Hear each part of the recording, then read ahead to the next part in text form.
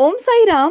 Welcome to Sai Samarpan channel. मैं हूं आपके साथ में विन्नी और आज मैं आपसे बात करने आई हूं कि हम जब भी बाबा के व्रत करते हैं ना, तो कभी कभी ऐसा हमारे मन में आता है कि कहीं हमसे कोई गलती तो नहीं हो रही, या हमारी जो मनोकामना है या फिर जिस संकल्प के साथ में हम व्रत कर रहे हैं ना, तो क्या उसमें कहीं कोई भूल चूक तो नहीं हो रही। हमें क्या सावधानियाँ रखनी चाहिए, क्या सावधानियाँ बरतनी चाहिए ना, आज मैं उसके बारे में आपसे बात करने वाली हूँ कि जब भी आप साईं व्रत करते हैं, पूजा करते हैं, उस वक्त में ये 3 गलतियाँ भूलकर भी आपको नहीं करनी है, बिल्कुल नहीं करनी है।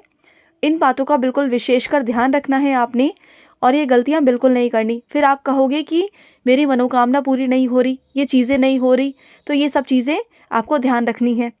तो क्या है ना, बहुत छोटी-छोटी जो गलतियाँ होती हैं ना, इसी से बहुत चीज़ें अफ़ेक्ट भी होती हैं, ठीक है?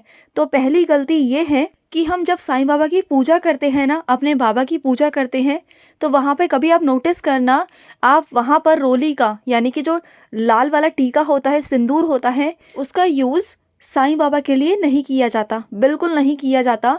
सिंदूर का प्रयोग हम करते हैं माता के लिए, माँ भगवती के लिए, पार्वती माता के लिए, ठीक है? जगत जननी के लिए। लेकिन साईं बाबा के लिए हमेशा चंदन का ही यूज़ किया जाता है। आपने हमेशा देखा होगा ना, चाहे आप शिरडी में देख लो, चाहे आप किसी भी मंदिर में जाकर देख लो, वहाँ पर हमेशा क्या होता है, चंदन का ही इस्तेमाल किया जाता है। साईं बाबा के लिए सिंदूर यूज़ नहीं किया जाता। मैंने कई डिवोटीज़ की जो घर पे बाबा का स्वरूप है, कई बार उन्होंने मुझे फ़ोटो भेजी है। मैंने कई बार नोटिस किया कि उन्होंने बाबा को टीका लगाया था सिंदूर का, ठीक है? तो वो नहीं लगाना है, आपने बाबा को चंदन ही लगाना है। चंदन बाबा को बहुत प्रिय है। बाबा खुद कहते थे, जब बाबा शारीरिक रूप में थे शिरडी में, तो वो चंदन का ही इस्तेमाल करवाया करते थे, चंदन ही अपने माथे पे लगवाया करते थे।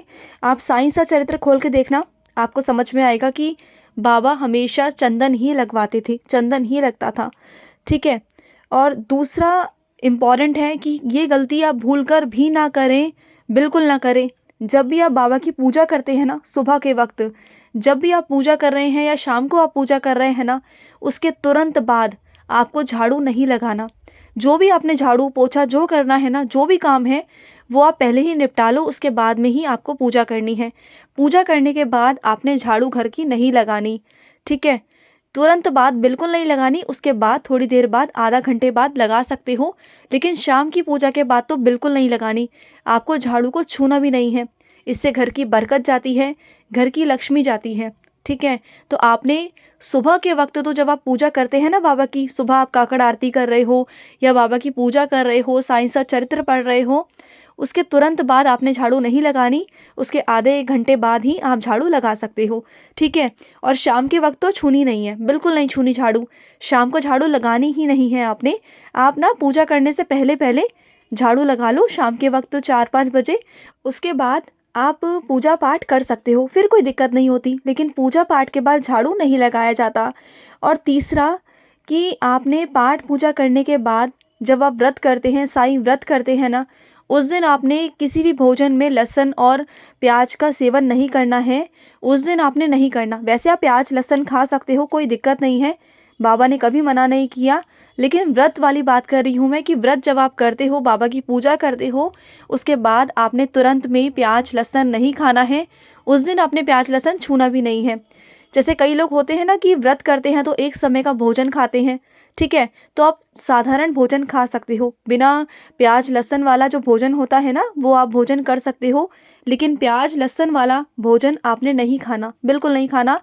अगर आपकी कोई बहुत बड़ी मजबूरी है या कोई बहुत बड़ी दिक्कत है, तब आप खा सकते हो, लेकिन आपने इन चीज़ों का परहेज करना ही करना है, ये बहुत ज़रूरी होता है। लेकिन जो लोग परहेज नहीं कर पा रहे, उनके घर में कोई प्रॉब्लम है, कुछ चीज़ें हैं, तो वहाँ कोई प्रॉब्लम नहीं है, लेकिन बाबा समझते हैं सब कुछ, बाबा सबकी कंडीशन को समझते हैं। लेकिन जहाँ पर जो लोग कर सकते हैं, वो इन 3 बातों का ज़रूर ज़रूर ध्यान रखें। जब भी आप व्रत करते हैं ना, तो व्रत करते समय आपको इन 3 बातों का ध्यान रखना बहुत ज़रूरी है। ये सावधानी बरतनी बहुत ज़रूरी है, ध्यान से। तभी आप कहोगे कि बाबा, आप हमारी प्रार्थना कबूल नहीं कर रहे, आप हमारी मनोकामना पूरी नहीं कर रहे, क्योंकि कभी ना कभी हमारे ना कुछ चीज़ों में ना कमी रह जाती है।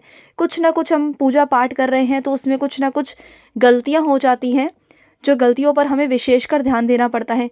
जो बहुत छोटी-छोटी गलतियाँ हैं, लेकिन ये बहुत इम्पॉर्टेंट होती हैं। ये बहुत बड़ा रोल निभाती हैं पूजा पाठ में, कि हम कुछ गलत तो नहीं कर रहे, कुछ ऐसी चीज़ तो नहीं कर रहे कि जो भगवान को पसंद ना हो। तो इन चीज़ों पर ध्यान रखना है, इन चीज़ों पर काम करना है। तो चलिए मैं लूँगी समाप्ति। अगली बार नेक्स्ट वीडियो में मिलेंगे और अच्छी अच्छी वीडियोस के साथ में। अगर आपके भी कोई अनुभव है तो आप हमारे साथ शेयर कर सकते हैं हमारे व्हाट्सएप नंबर पर, या हमें कॉल कर सकते हैं। आपको हमारा व्हाट्सएप नंबर स्क्रीन पर दिखाई दे रहा होगा, आप हमें उस पर कॉल कर कर अपने अनुभव शेयर कर सकते हैं। तो चलिए मैं मिलती हूँ नेक्स्ट वीडियो में, तब तक के लिए ओम साई राम, जय साई राम।